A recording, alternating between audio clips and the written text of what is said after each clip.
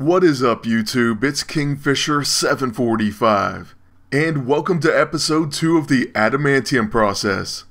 I apologize for the slight delay, but it was because I wasn't feeling well. However, in this video, we're going to continue our look at defensive teams in PvP. Last episode, we looked at attack-oriented teams, and this time, we're going to focus on the high defense, high health, dot, and outlast your opponent type teams. The first of these teams is going to be Horseman of Pestilence Beast and Enchantress. In some ways, I feel like this team is on the decline, but it has been very popular, and it worked great for me for a few seasons. A typical setup could be something like this: Beast with the Savant or Protective E-ISO. That causes him to start combat with a shield. Then for his level 1, I usually place the Bloody A-ISO. On his level 9, I put the Knocking. Beast is the one who knocks. Anyways, these two are pretty impressive A-ISO, so I love to use them on Beast. That Knocking actually comes in very handy and can be a lifesaver. But moving on to Enchantress. First of all, we're using the most important E-ISO on her, and that's the Resonant Empowered ISO 8. This grants Sympathy, so using magic actions grants a small self-heal. After that, you can use any of the Infiltrator E-ISO, such as even the Covert or the Blurred, which is what we're going with right here. The Covert is actually pretty decent. She doesn't do a lot of damage, but she'll preemptively counter with the magic missiles. That of course will come in handy with dots. As far as her A-ISO build, I usually use the Sorceress A-ISO on her level 1, and that makes it a stealthy attack. So in other words, she can fire at whomever she wants. Then as far as her level 2, we're using the Thorned. We're actually going to use that on her level 6 as well. We're making sure that she has thorns no matter what. And I can't tell you how crucial that is. There have been times where I had this team beat and lost only because of thorns and bleeding. So you don't have to have 2, but at least have 1. Make sure you have this A-ISO. As far as her level 9, we have the Bursting. This is kind of a just in case A-ISO. You certainly don't have to use it, we do have Beast, but I just go ahead and throw it on there. Alright, so that's it for our hero special ISO builds. Now as far as my agent, we're using the Safeguard Bruiser suit and the Elite E-ISO. It's just a really good idea to have a protector.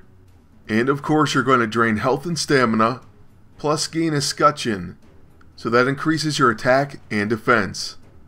As far as our build, I've changed this a million times, but this is one possibility: the weather control device. So when the AI uses this right, they'll hopefully use Fire Tornado and exhaust the enemy team. After that, we have the Synthetic Cube, just because it's really hard to take off your equipment bar. The Staff of Asclepios, and that's not only for the heal, it's also for blessing.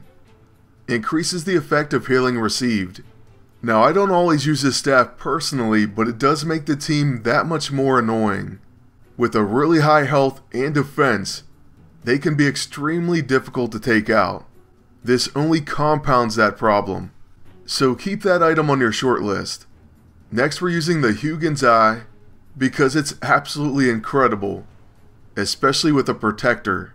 Dodging unarmed attacks is pretty much overpowered. Then finally, we're trying out the Black Roscoe. You could use the Raft Shank or just about anything here, but we threw it on just in case. I have used this in my defensive build in the past, and it worked out really well. But it wasn't exactly with this setup. Anyways though, we'll go ahead and test this team out and just show you what this team typically does. We happen to be facing a mirror match and I didn't plan for that. But we'll go ahead and use our Charmed and Alluring Voice.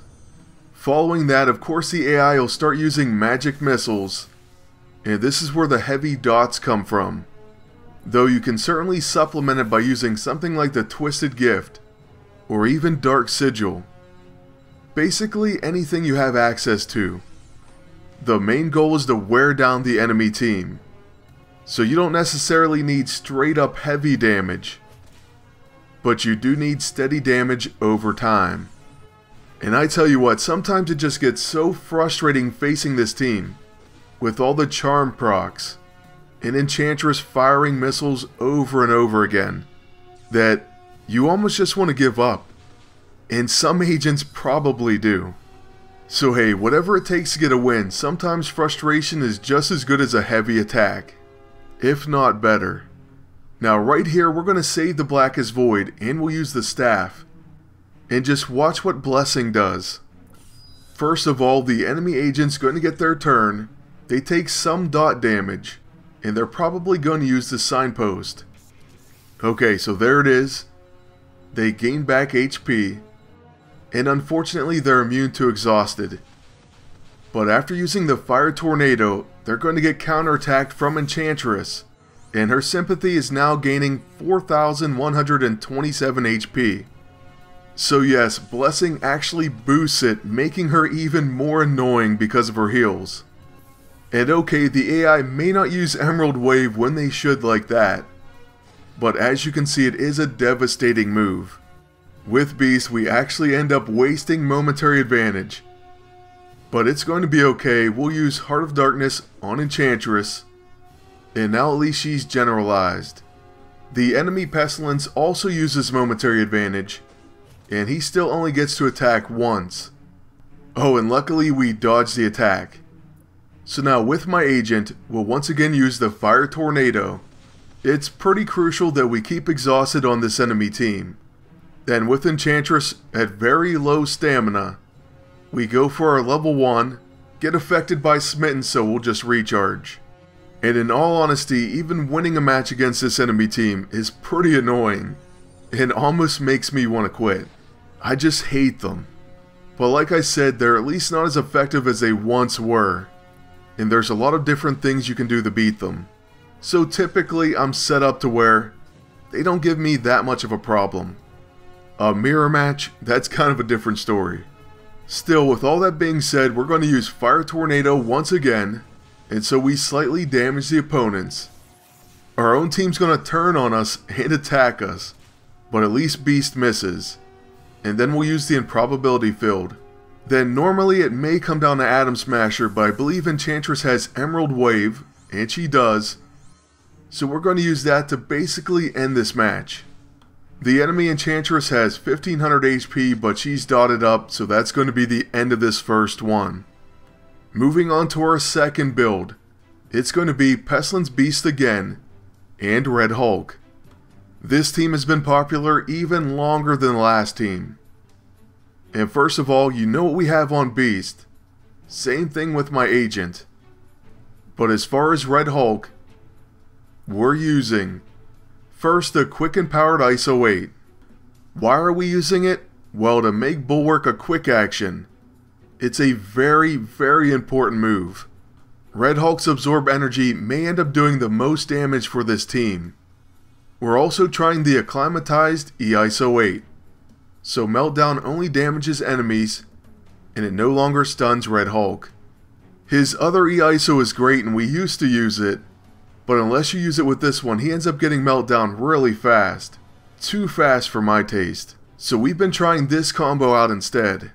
I went ahead and threw the Pressurized on his level 1, the Powerful on his Bunker Buster, but if you have Bloody and things like that, you can switch this up. Then we have the Gracious on his level 6, and the Endothermic on his level 9. It's more of a budget AISO build, I would say. But yes, without his Boom Shakalaka, you will have to hope he uses his level 9. Red Hulk really needs that heat, especially to absorb a lot of energy. Because of that, maybe you'll drop the Quick and Powered ISO 8 and put the Boom Shakalaka in its place. That is something I've done before. Basically just test things out and see what works. Now for my build, we were using the Twisted Gift, and that's for some extra dots. It's a phenomenal AoE weapon, especially with Beast. The cube is there once again, the Deathly Freeze Ray for a counter and to go with the Signpost. And finally the Hugin's Eye. All in all, you should be dotting the enemies up, ticking away their health, and taking it with Signpost and Absorb Energy. But hey, let's take it in a battle and see how it goes. And just to let you know, this is going to be the final team we look at in this video. But there are certainly other high defensive teams that you could try. Some popular characters that defensive teams revolve around include Iron Fist, Kurth, and possibly even Wonder Man or Hyperion now. That's just to name a few. You could even go back to Kurth and Null. Just remember, typically you want to have very resilient characters. If they have counters, preemptives, things like Absorb Energy, and other special properties, they'll usually work out best. Oh, and just add another frustrating character in there. Colossus is an absolute tank. If you set him up correctly, you may be having your opponents quit the match. I honestly could go on forever about defensive teams, but to tell you my personal opinion, I've been using them for a very long time. And I'm kinda getting to the point where I want to change. So next time I can upgrade my armory, I'm going attack. That may be another reason why I'm not too heavy on the defensive teams right now. Sure, I had to include them for episode 2, but my heart isn't entirely with these teams any longer. For one, they started to let me down this season. And 2, I know there's some really crazy attack teams that I've been using for a long time on offense, and feel I could probably steal a lot of wins with them on defense. So yeah, as soon as I can upgrade my armory, I'm moving on. We'll see how it goes, and I may come back to defense in the future. But either way, I will definitely keep you all updated. The Adamantium process episodes will go on, and we'll have different PvP discussions, take a look at powerful teams, and I'll try to give you a lot more hints and tips. So as we're coming to the end of this fight and video, I want to thank you all for watching. Ask you to please like, comment, and subscribe.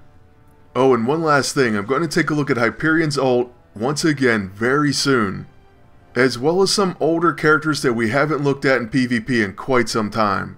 So just make sure you stay tuned, and until next time, good luck and take care.